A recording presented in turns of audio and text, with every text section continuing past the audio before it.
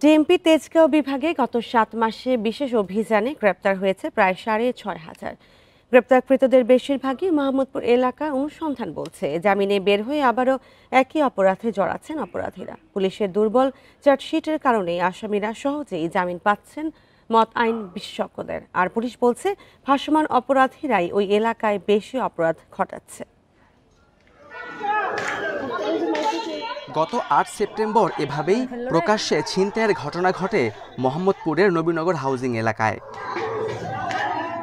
এর ঠিক দুদিন আগে ৬ সেপ্টেম্বর বেলা ১১টায় মোহাম্মদপুরের বছিলায় প্রকাশ্যে দেশীয় অস্ত্র দিয়ে হয় আরেকটি ছিনতাইয়ের ঘটনা।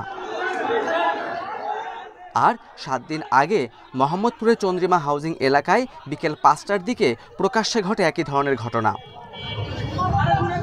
একের পর এক এমন ঘটনা ঘটছে রাজধানীর মোহাম্মদপুরে। অপরাধ দমনে বিশেষ অভিযানও চালাচ্ছে যৌথ বাহিনী। পরিসংখ্যান বলছে, গত ৭ মাসে তেজগাঁও বিভাগের ৬ থানায় মামলা হয়েছে ১,৭৩৮টি। গ্রেপ্তার হয়েছেন ৬,৪৫২ জন। এর মধ্যে শুধু মোহাম্মদপুর থানায় গ্রেপ্তার করা হয় ২,৮৪২ জনকে। তথ্য বলছে, আসামিরা জামিনে বের হয়ে আবারও একই ধরনের অপরাধে জড়াচ্ছে। আইনজীবীরা বলছে, পুলিশের দুর্বল চার্জশিটের কারণে সহজেই জামিন পাচ্ছেন আসামিরা। এখানে সবথেকে বড় দায়িত্বটা পালন করতে হয় তদন্তকারী কর্মকর্তার। যখন এভিডেন্স না থাকে, if there is not enough evidence, তখন জাজ সাহেবের হাতে জামিন দেওয়া ছাড়া হয়তো অন্য কোনো কাজ কিছু করার থাকে না।